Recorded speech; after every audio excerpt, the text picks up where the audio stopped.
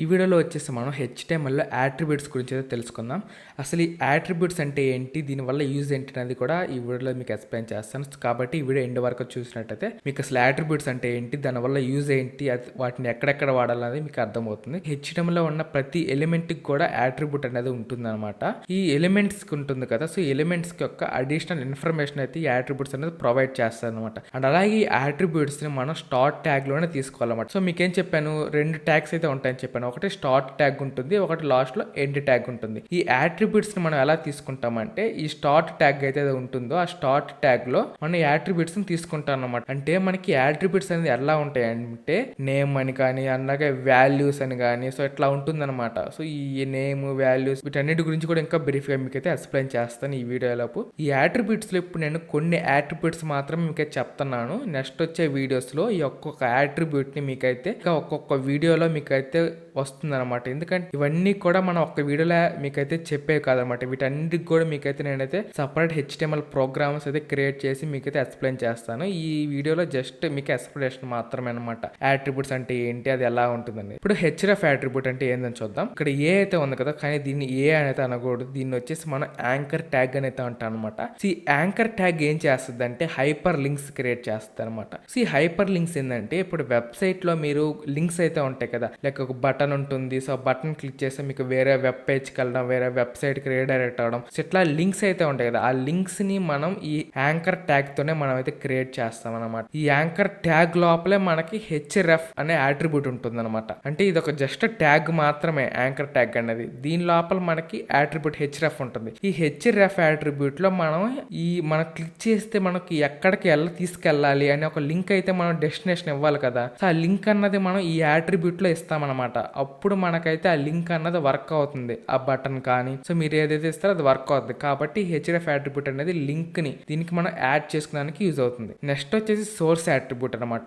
HTML లో ఈ image tag అనేది ఉంటుంది అనమాట. సో ఈ ఇమేజ్ ట్యాగ్ ఎందుకంటే, ఇమేజెస్ ని మనం మన ఒక వెబ్ పేజ్ లో డిస్ప్లే చేయడం కోసం మనం ఇమేజ్ ట్యాగ్ ని అయితే తీసుకుంటాం. కానీ ఇమేజ్ ట్యాగ్ లో మనకి ఇంకొక యాట్రిబ్యూట్ అయితే ఉంటుంది అనమాట, అదే సోర్స్ యాట్రిబ్యూట్. సో ఇది SRC అని ఉంది కదా, దీన్ని మొత్తాన్ని మనం సోర్స్ అని అయితే పిలుస్తాం అనమాట. ఈ సోర్స్ యాట్రిబ్యూట్ ఎందుకంటే, మనం ఇమేజ్ అనేది ఎక్కడి నుంచి తీసుకుంటున్నాం, దాని నేమ్, దాని యొక్క ఫైల్ నేమ్ అంటే దాని యొక్క .jpg .png, సో ఇట్లా మెన్షన్ చేస్తే అది మనకి ఎక్కడి నుంచి తీసుకుంటున్నామో ఆ సోర్స్ అనేది మనం దీంట్లో మెన్షన్ చేస్తాం అనమాట. ఇందాక href లో మనం లింక్ ని మెన్షన్ చేస్తే, ఇక్కడ వచ్చేసి ఇమేజ్ యొక్క పాత్ ని కావచ్చు, లేదా ఇమేజ్ యొక్క నేమ్, ఇదంతా కూడా మనం ఈ సోర్స్ యాట్రిబ్యూట్ లో మెన్షన్ చేస్తాం. నెక్స్ట్ వచ్చేసి విడ్త్ అండ్ హైట్ యాట్రిబ్యూట్స్ అనమాట. ఇప్పుడు ఎగ్జాంపుల్ ఒక ఇమేజ్ తీసుకున్నారు ఫ్రెండ్స్, మీరు వచ్చేసి ఒక వెబ్ పేజ్ లో, సో ఆ ఇమేజ్ యొక్క హైట్, విడ్త్ మీరైతే చేంజ్ చేయాలనుకుంటున్నాడు. అప్పుడు ఏం చేస్తారంటే, విడ్త్ అండ్ హైట్ యాట్రిబ్యూట్స్ అయితే ఉంటాయన్నమాట. దాన్ని యూస్ చేసుకొని మీరు ఒక ఇమేజ్ కి అయితే హైట్ అండ్ విడ్త్ అయితే మీరైతే మీకు తగినట్టుగా మీరైతే అడ్జస్ట్ చేసుకోవచ్చు అనమాట, ఈ width and height attribute use చేసుకొని. అండ్ అలాగే నెక్స్ట్ వన్ వచ్చేసి ద ఆల్ట్ యాట్రిబ్యూట్ అనమాట. సో ఈ ఆల్ట్ యాట్రిబ్యూట్ అంటే ఏంటంటే, ఇప్పుడు ఎగ్జాంపుల్ మీరు ఒక ఇమేజ్ తీసుకున్నారు గైస్, సో ఆ ఇమేజ్ అన్నది ఏదో మిస్టేక్ వల్ల ఆ ఇమేజ్ అన్నది యూజర్ కి కనిపించలేదు అనుకోండి. లైక్ ఎగ్జాంపుల్ ఆ ఇమేజ్ అనేది డిలీట్ అయిపోవడం వల్ల కానీ, లేదంటే మనకి సర్వర్ ఏదైనా ప్రాబ్లం వచ్చి ఆ ఇమేజ్ అనేది లోడ్ అవ్వలేదు అనుకోండి. ఇప్పుడు ఏం చేస్తారు, యూజర్ మీ వెబ్సైట్కి వస్తారు, అక్కడ ఆ ఇమేజ్ ఏది ఉందో ఆ యూజర్కి తెలియకపోతే అసలు అక్కడ ఏది ఉండేది అన్నదైతే మనం అయితే తెలుసుకునేలా చేయొచ్చు అనమాట. దానికోసం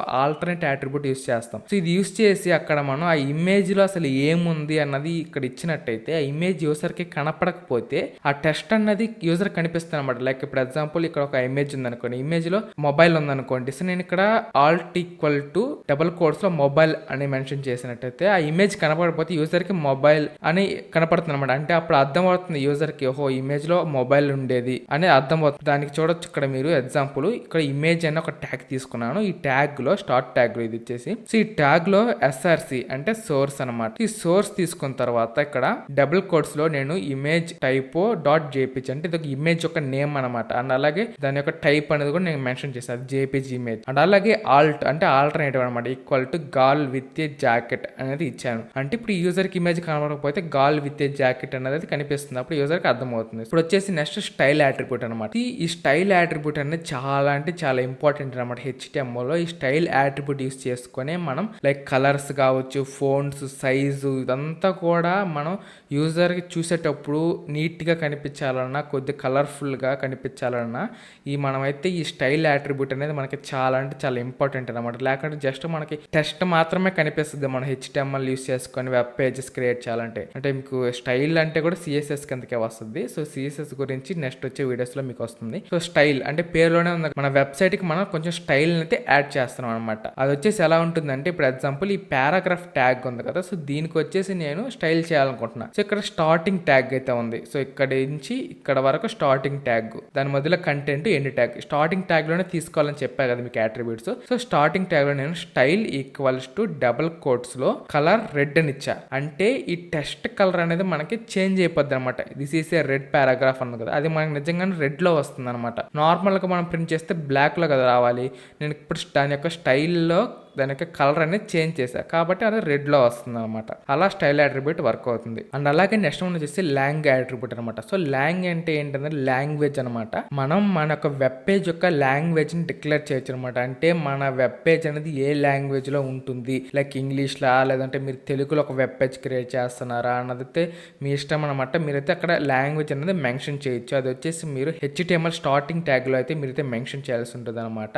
for example long equal to ఈ అని ఇచ్చా అంటే ఇంగ్లీష్ అనమాట. అట్లాగా మీరు లాంగ్వేజ్ అనేది చేంజ్ చేసుకోవచ్చు. అండ్ అలాగే నెక్స్ట్ వచ్చేసి టైటిల్ అట్రిబ్యూట్ అనమాట. టైటిల్ అట్రిబ్యూట్ అంటే ఏంటంటే ఫర్ ఎగ్జాంపుల్ ఒక పారాగ్రాఫ్ ఉంది ఫ్రెండ్స్, ఆ పారాగ్రాఫ్ మీద మీరు కనుక మౌస్ ఇలా హోవర్ చేసినట్టయితే మీకు ఒక పాపప్ లో ఇదైతే వస్తుంది అనమాట. ఈ టైటిల్ లో మీరు ఏదైతే రాస్తారో అదైతే వాళ్ళకి కనిపిస్తుంది అనమాట పాపప్ లో. సో ఇది ఫ్రెండ్స్ ఈ వీడియోలో. సో వీడియో ఎలా అనిపించింది కింద కామెంట్ చేయండి. అండ్ అలాగే వీడియో నచ్చినట్టయితే తప్పకుండా వీడియో అయితే లైక్ చేయండి. అలాగే మీ ఫ్రెండ్స్ కూడా ఈ వీడియో అయితే షేర్ చేయండి. అండ్ అలాగే మీరు కనుక మన ఛానల్కి ఇంతవరకు సబ్స్క్రైబ్ అవ్వకుంటే ప్లీజ్ మన ఛానల్కి అయితే వెంటనే సబ్స్క్రైబ్ అవ్వండి. అలాగే పక్కన ఉన్న బెల్ ఐకాన్ ఆన్లో పెట్టుకుంటే నేను పెట్టే వీడియోస్ అన్ని కూడా మీకు టైంకి నోటిఫికేషన్ అయితే వస్తుంది. Thank you for watching. జై హింద్.